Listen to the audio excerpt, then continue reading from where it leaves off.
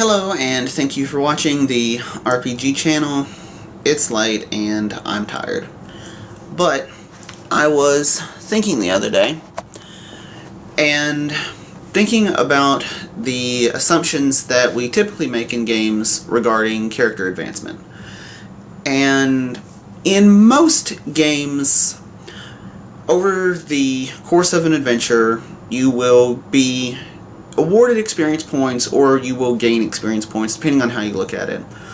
And there's a couple of different ways this happens. You either get experience points simply for participating in the event, like games typically say it's for completing story elements or something like that, or for playing your character. And all these are very good things.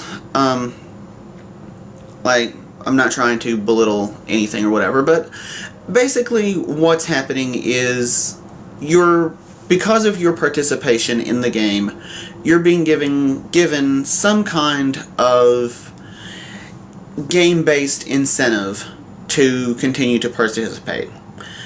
And you either spend these points to increase your character's stats, skills, abilities, whatever, or when you get a certain number, you gain a level.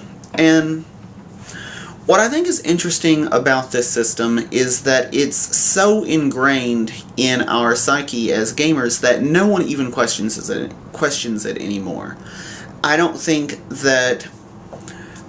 I don't know, like you could design any game you wanted and say, hey, here's my game, and characters advance, they get experience points, and then they gain levels and their stats go up. And no one would even question that. No one would be like, wait, wasn't there another game that did that same thing? Pfft. Yeah, it's called Every Game.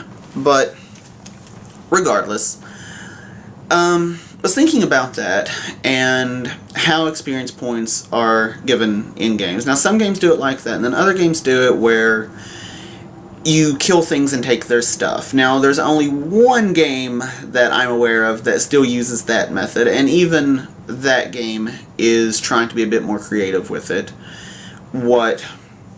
With separating the experience gain from, like, the actual monsters you're killing and stuff like that, like they do it in video games.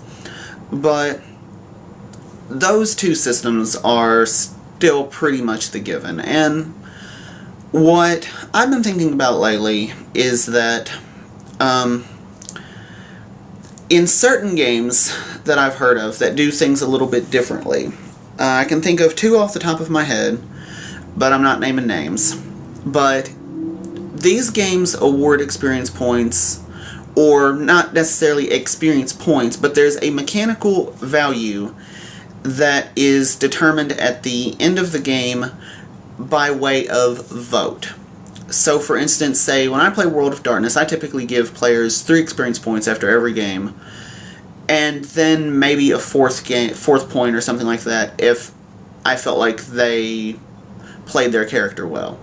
Well, in these games, the way that would work is I would give the 3 experience points automatically, like I normally do, but then I would give a 4th experience point to one player, and the way I would determine who that player was would be left up to vote. And I'm really, really interested in this idea because I've had some experiences in the past where players didn't necessarily work well together and there wasn't any, like, teamwork or group dynamic or whatever. And I'm really curious about what kind of effect a ballot system like this would have on a group.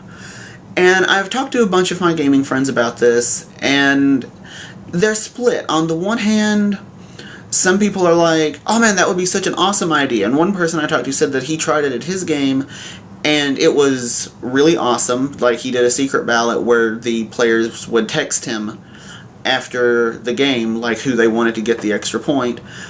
And the other person who's been most vocal about this has said it's a horrible idea and would tear the group apart because of infighting and just vindictiveness and stuff like that. So I'm still torn about this, but it's such an interesting idea. I'm not willing to just forget about it just quite yet. So that's kind of what's been on my mind lately. And, like, just character advancement in general, and then you throw that idea into the mix. And so, I don't really know if I'm, like, fishing for feedback or opinions or whatever, but I think that's a really interesting idea, and if you're going to do that as a GM, there are a couple of guidelines that I would probably point out.